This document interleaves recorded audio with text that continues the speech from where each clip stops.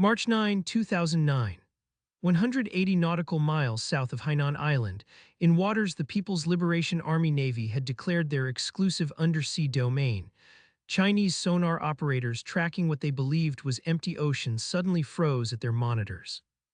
USNS Impeccable, an unarmed American ocean surveillance vessel, sat motionless on the surface, while her crew operated something the Chinese Naval Command had assured Beijing would be impossible to deploy undetected in their backyard.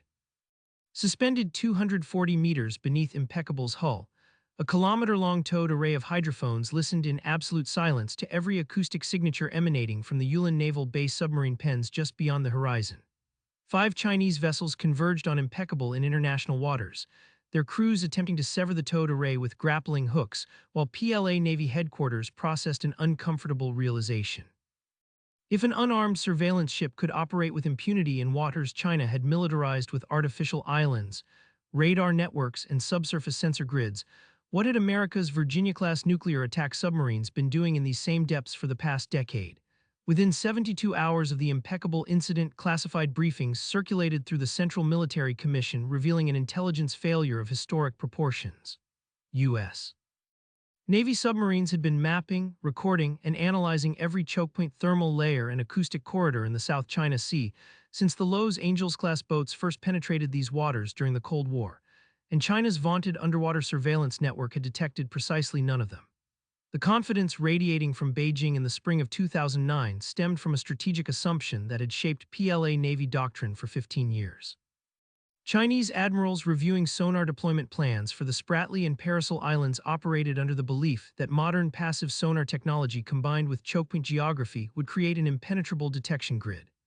Senior Captain Zhang Hongming, writing in a restricted circulation PLA Navy journal obtained by U.S. Naval Intelligence, articulated this confidence with precision. The shallow bathymetry and acoustic propagation characteristics of the near seas create ideal conditions for comprehensive subsurface monitoring.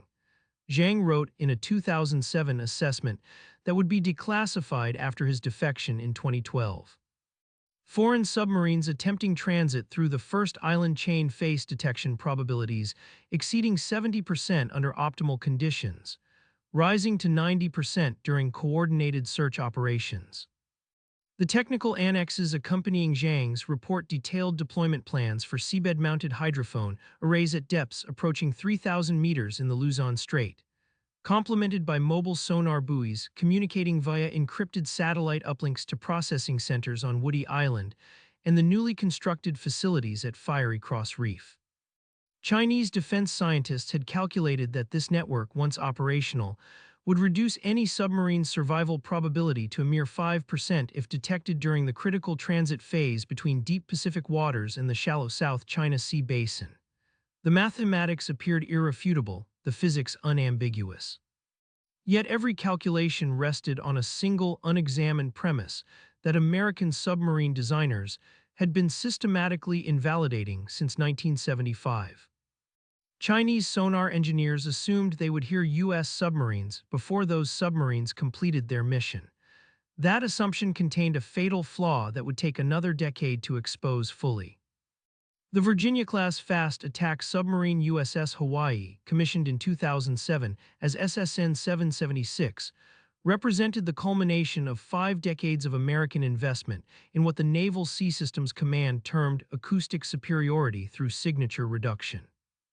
Unlike earlier Los Angeles-class boats that relied primarily on anechoic hull coatings to absorb enemy sonar pulses, Virginia-class submarines integrated acoustic stealth into every system from conception. The S-9G nuclear reactor operated with natural circulation at tactical speeds, eliminating the pump noise that had betrayed previous generations of nuclear boats. Machinery mounted on isolation rafts reduced structure-borne vibration transmission to the hull by factors exceeding 100 compared to Cold War-era designs. The 7-bladed screw, precisely machined to tolerances measured in microns, and designed using computational fluid dynamics unavailable to Soviet engineers, produced thrust without the cavitation bubbles that had long been the acoustic signature most easily detected by passive sonar. When USS Hawaii conducted acoustic trials in the tongue of the ocean off Andros Island in October 2006, Calibrated hydrophones positioned at known ranges recorded sound pressure levels of 95 decibels at tactical speed. To comprehend the tactical implications of this number requires understanding that decibel scales are logarithmic, not linear. The ambient noise level of the ocean from wave action, marine life, and thermal activity typically registers between 80 and 90 decibels depending on sea state and location. A Virginia-class submarine operating at 95 decibels generates only 3 times more acoustic energy than the background ocean noise, while China's most advanced indigenous submarine, the Type 93 Shang class, produced acoustic signatures consistently measured at 115 decibels or greater. That 20 decibel difference translated to 100 times more detectable acoustic energy radiating from Chinese hulls compared to American boats operating in the same waters. The consequences of this acoustic advantage became operationally decisive when combined with the second element of American undersea dominance that Chinese planners had catastrophically underestimated. The surveillance towed array sensor system, first deployed operationally in 1980 aboard modified surveillance vessels, represented the offensive application of the same passive sonar technology that had given NATO decisive advantage over Soviet submarines throughout the Cold War.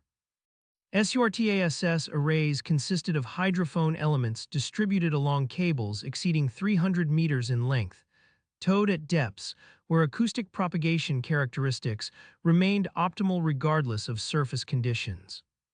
The twin-line TL-29A array deployed from ocean surveillance ships like USNS Impeccable could detect diesel-electric submarines operating on battery power at ranges exceeding 100 nautical miles under favorable propagation conditions, and nuclear submarines at even greater distances. The low-frequency active variant, SURTASS-LFA, added active sonar transmission capability in the 100 to 500 Hz band, frequencies specifically chosen because they propagate with minimal attenuation across hundreds of kilometers of ocean. When USNS Impeccable began SURTASS LFA trials in the Philippine Sea during spring 2004, the system demonstrated detection capabilities that Office of Naval Intelligence analysts described in a restricted assessment as sufficient to localize diesel submarines conducting snorkel operations at ranges approaching 200 kilometers, providing targeting data of sufficient quality for long-range anti-submarine weapons employment. The implications for Chinese submarine operations were devastating. Every Type 39 Song-class diesel boat departing Yulin or Zhao Pingdao naval bases radiated acoustic signatures across frequency ranges that SURTASS arrays detected with signal-to-noise ratios permitting tracking for the entire duration of their patrol. If you appreciate discovering the technological asymmetries that determined undersea dominance during the first decades of this century, consider subscribing to Classified Warfare for future revelations about the silent battles that shaped naval strategy across 3 oceans. The moment Chinese naval intelligence began to grasp the scale of their acoustic disadvantage came not from their own sensor networks, but from a source they had never anticipated would provide such devastating confirmation. In September 2006, the USS Kitty Hawk carrier strike group conducting routine operations approximately 400 kilometers south of Okinawa received an unpleasant surprise when a Chinese Type 39 Song-class submarine surfaced within torpedo range of the carrier, having apparently penetrated multiple layers of anti-submarine defenses undetected. Chinese media celebrated the incident as proof of PLA Navy capabilities to threaten American carrier operations in the Western Pacific. What those reports never mentioned, because the information remained classified within restricted PLA Navy channels until its later compromise, was that the submarine commander who executed that intercept had been tracked continuously by SURTASS-equipped USS John S. McCain operating 80 kilometers distant from the moment the Song-class boat departed its base in Ningbo 3 days earlier. The decision to allow the Chinese submarine to reach firing position on Kitty Hawk was deliberate, approved at Pacific Fleet commander level, designed to provide the Song-class crew with false confidence while USS Hawaii, operating undetected 1,000 meters below the thermocline, recorded every acoustic signature the Chinese boat produced during its approach, sprint, and withdrawal. Those recordings, processed at the Navy's Acoustic Research Detachment in Hawaii, provided updates to the acoustic reference library that every American submarine carried in its combat system, ensuring that future encounters with Song-class boats would result in detection at even greater ranges. The intelligence value of those recordings exceeded the tactical embarrassment of permitting a foreign submarine close approach to a carrier. Moreover, it confirmed what American submariners had believed since the first Virginia-class boat completed deepwater trials. Chinese submarines were louder by an order of magnitude sufficient to negate any tactical advantage their growing numbers might suggest. The third pillar of American undersea dominance in the South China Sea rested on capabilities that had no Chinese equivalent because they required technological sophistication and operational experience that could not be acquired through industrial espionage or accelerated development programs. Virginia-class submarines deployed with integrated sensor suites designated as the AN-BQQ-10 combat system, combining spherical and towed array passive sonars with active sonar, electronic surveillance measures, and data fusion capabilities that transformed raw acoustic data into actionable tactical pictures.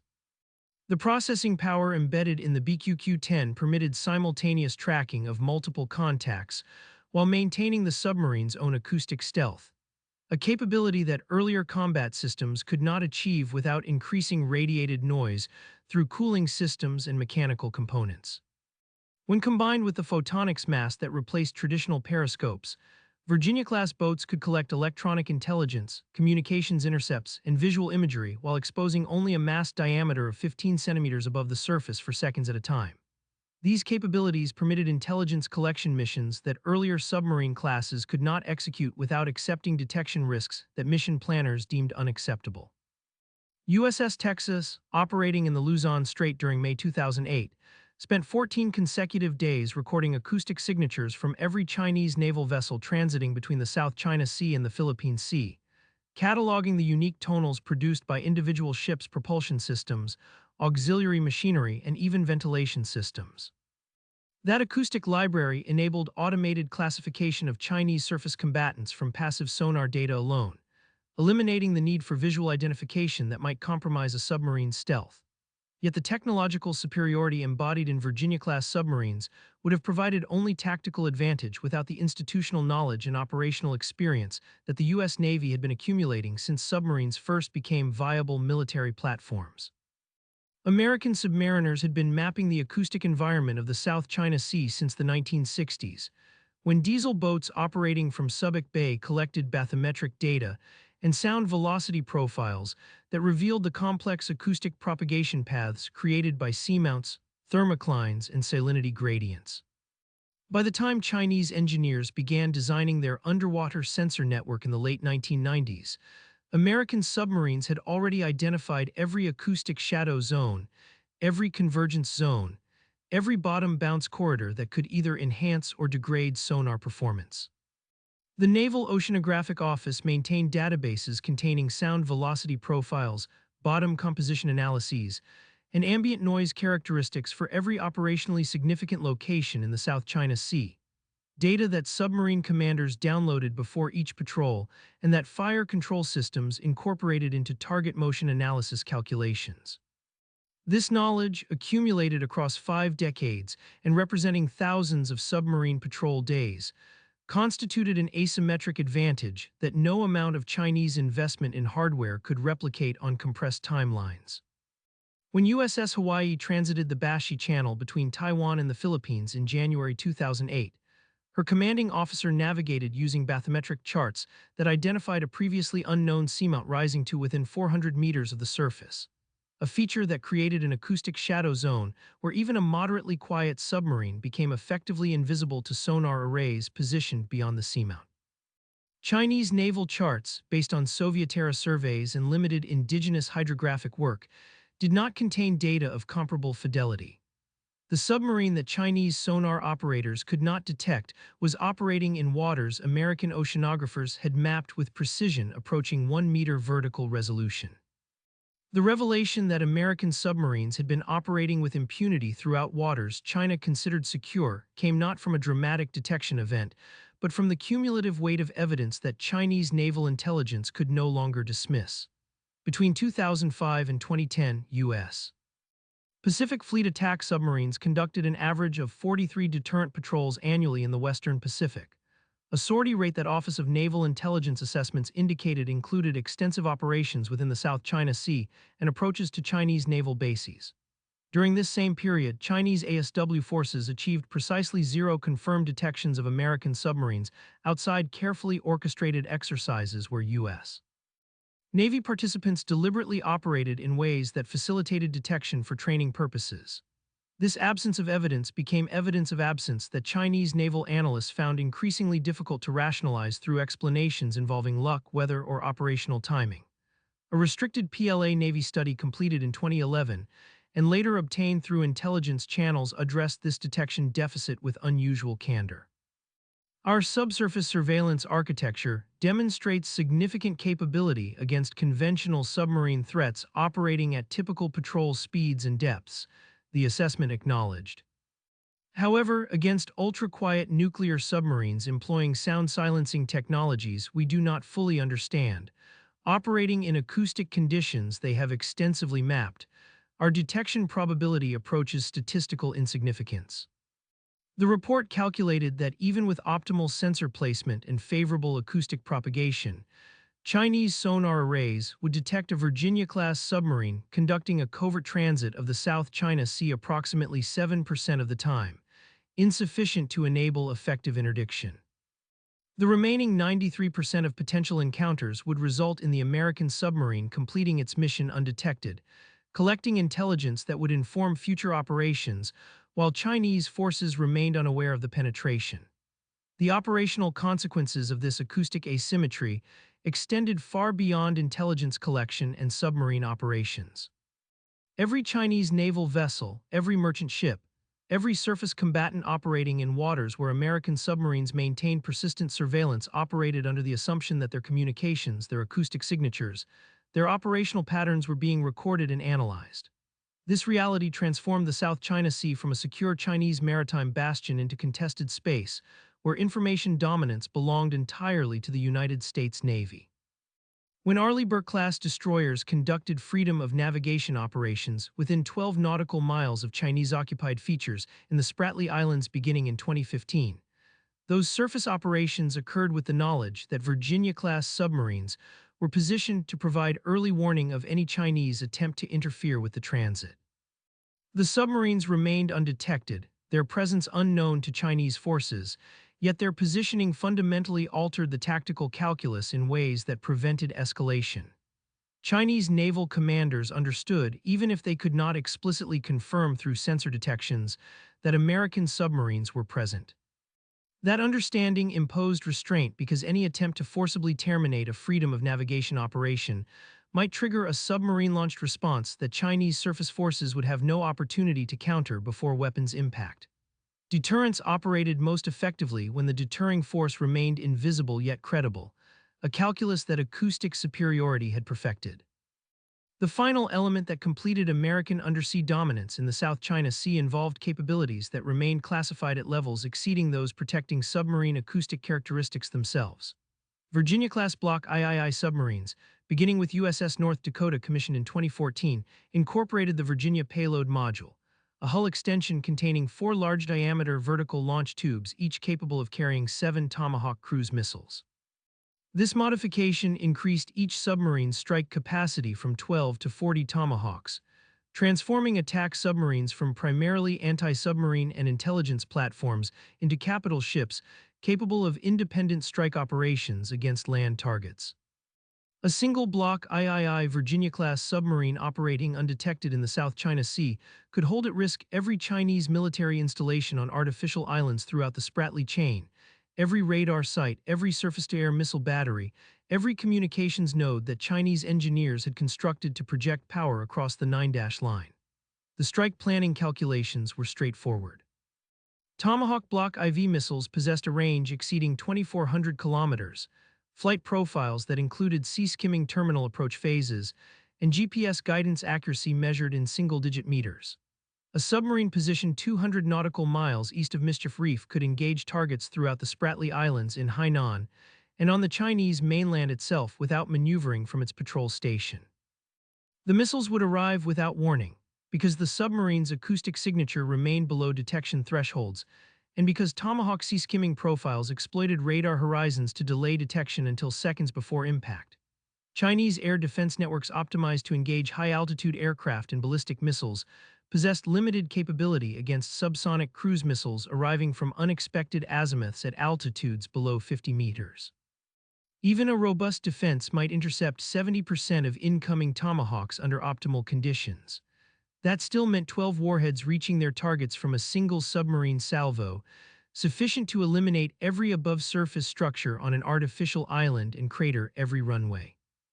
Chinese awareness of this vulnerability manifested in strategic decisions that revealed the constraining effect of American acoustic superiority, even as Chinese surface forces expanded and Beijing's rhetoric about sovereignty claims intensified. The PLA Navy's reluctance to conduct aggressive submarine patrols in areas where encounters with U.S. Navy vessels might occur, the carefully choreographed nature of Chinese submarine deployments that remained in areas where Chinese ASW forces maintained coverage, the absence of Chinese submarines from regions where American carrier strike groups operated all reflected institutional understanding that Chinese boats operating beyond friendly sensor coverage faced detection and tracking by American submarines that Chinese forces would never locate in return.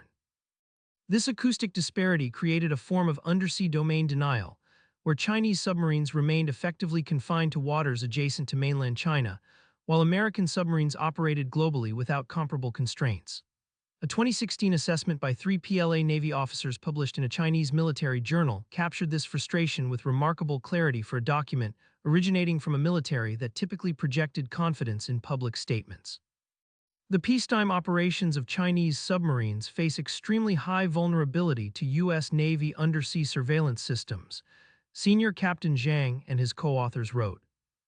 The probability that PRC submarines are discovered when leaving port is extremely high, and there exists a fairly high probability that PRC submarines will be detected and intercepted while operating in the near seas. This admission, published in a journal with restricted circulation but subsequently obtained by Western intelligence, represented an extraordinary acknowledgement of operational inadequacy. Chinese submarine force commanders understood that American sensors tracked their boats from the moment they cleared port facilities until they returned, that this persistent surveillance degraded every element of submarine operations from training to deterrence, and that no near-term technological solution would alter this disparity. The strategic implications of American acoustic dominance in the South China Sea extended beyond military operations into the broader geopolitical competition between Washington and Beijing. Chinese investments in artificial island construction, radar installations, and surface forces created an appearance of control over disputed waters that influenced regional perceptions and American policy debates about whether freedom of navigation could be sustained in the face of Chinese assertiveness. Yet beneath the surface, in the domain where submarines operated and acoustic signatures determined survival, American dominance remained absolute. This subsurface reality imposed constraints on Chinese options during crises that leadership in Beijing understood even when public statements projected confidence in their ability to defend sovereignty claims through force if necessary. The knowledge that American submarines could strike Chinese installations throughout the South China Sea with little warning, that those submarines were effectively undetectable by Chinese ASW forces, and that Chinese submarines faced tracking and potential engagement the moment they attempted to leave protected waters created a deterrent framework that operated independently of surface naval balance or relative air power capabilities. Crisis stability in the South China Sea rested on an acoustic asymmetry that favored the United States to a degree that would have seemed implausible to observers focusing exclusively on visible indicators of military power like carrier deployments or fighter aircraft capabilities. The Chinese response to this acoustic disadvantage, once leadership in Beijing fully absorbed the strategic implications, manifested in programs that betrayed both the sophistication of Chinese technological efforts and the fundamental difficulty of the challenge they confronted. The Great Underwater Wall Initiative, announced with limited detail in Chinese state media during 2016, proposed constructing a comprehensive undersea surveillance network anchored by seabed-mounted passive sonar arrays deployed at depths approaching 3,000 meters throughout the South China Sea. The system design incorporated active sonar stations, unmanned underwater vehicles for mobile patrol, and surface vessels equipped with towed arrays similar to SURTASS. Project costs approached 2 billion yuan, approximately $300 million, substantial investment even for a defense budget measured in hundreds of billions annually. Yet the program timeline extending through 2025 revealed implicit acknowledgement that closing the acoustic gap with American capabilities would require a decade of intensive effort even with unlimited funding. The technical challenges extended beyond hardware acquisition into operational domains, where China lacked the institutional experience that American forces had accumulated across 70 years of continuous submarine operations. Sonar operators required training measured in years to distinguish biological sources from mechanical signatures, to recognize the subtle frequency shifts that revealed target aspect changes, to maintain concentration during hours of monitoring where target contacts might occur once per day or less frequently. The U.S. Navy had been training ASW specialists since submarines became viable military threats during World War I, refining techniques across multiple generations of technology, accumulating knowledge that resided not just in technical manuals but in the collective experience of communities of practice spanning decades. China's submarine force dated to the 1970s, with credible ASW capabilities emerging only in the 1990s. The experience deficit could not be eliminated through accelerated training programs or technology acquisition. Even as Chinese engineers deployed prototype sensors and conducted trials of autonomous underwater vehicles equipped with passive sonar arrays, American submarine technology continued advancing along trajectories that maintained or expanded acoustic advantages. The Virginia-class Block V variant, with lead ship New Jersey scheduled for commissioning in 2025, incorporated the Virginia Payload Module Standard, while adding acoustic improvements that Navy officials described in unclassified testimony as advancing stealth characteristics beyond Block III standards. Specific technical details remained classified, but open-source reporting indicated modifications to propulsor design, additional acoustic isolation for machinery systems, and hull coating improvements that further reduced active sonar return signatures. Each incremental improvement in Virginia-class acoustic stealth required corresponding improvements in Chinese sensor sensitivity and processing capabilities merely to maintain existing detection probabilities, creating a competition where China perpetually lagged by intervals measured in years or decades. The fundamental physics of underwater acoustics imposed constraints that no amount of investment could fully overcome. Sound propagation in seawater followed physical laws governing absorption, scattering, and refraction that determined maximum detection ranges for any given combination of source level, ambient noise, and target strength. American submarines already operated at acoustic levels approaching the theoretical minimum achievable with mechanical propulsion systems. Further reductions would require revolutionary technologies like magneto-hydrodynamic drives that remained confined to research laboratories without clear paths to operational implementation. Chinese submarines, starting from acoustic baselines 20 to 30 decibels higher than American boats, faced the challenge of implementing multiple generations of noise reduction technology simultaneously, while American designs continued incrementally improving. The operational evidence of persistent American acoustic superiority continued accumulating through events that punctuated the ongoing competition for undersea dominance.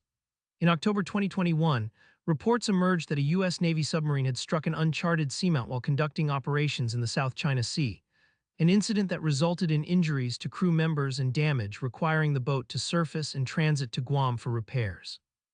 Chinese state media celebrated the incident as evidence that American submarines were not invulnerable, that their operations in waters China claimed carried risks that had now manifested in a collision that could have resulted in catastrophic hull breach and loss of the boat.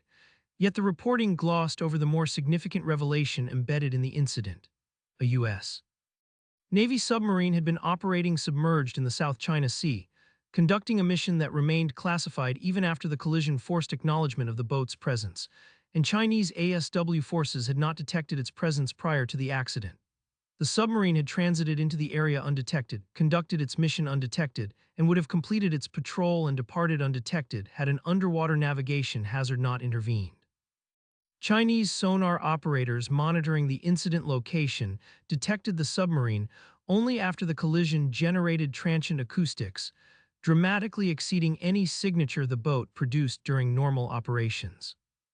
The incident confirmed rather than refuted American acoustic superiority, demonstrating that even an accident producing abnormal noise levels resulted in detection only at close ranges, and that routine submarine operations remained effectively invisible to Chinese sensors throughout the engagement area.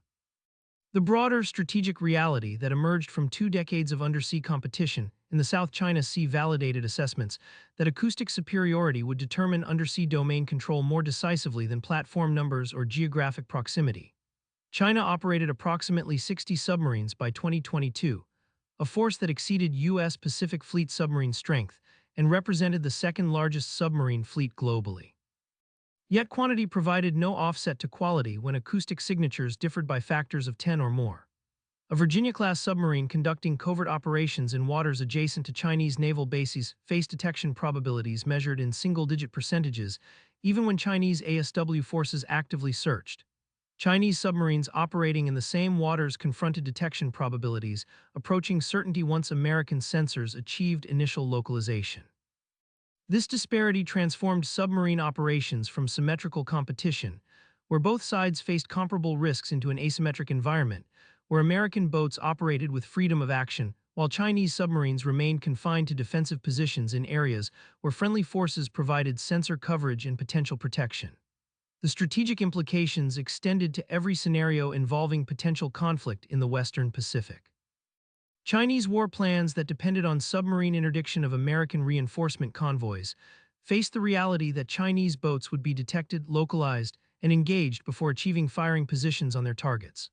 American operational plans that incorporated submarine launch strikes against Chinese facilities proceeded with confidence that strike platforms would remain undetected through weapons release and probably through post-strike egress. The technological trajectory, visible in ongoing submarine development programs, suggested that acoustic asymmetry favoring the United States would persist through at least the next decade regardless of Chinese investments in sensor networks or submarine quieting. The SSN-X program, conceived as the replacement for Virginia-class production beginning in the late 2030s, aimed to combine Seawolf-class speed and payload capacity with Virginia-class sensor capabilities and acoustic stealth characteristics matching or exceeding Columbia-class ballistic missile submarines.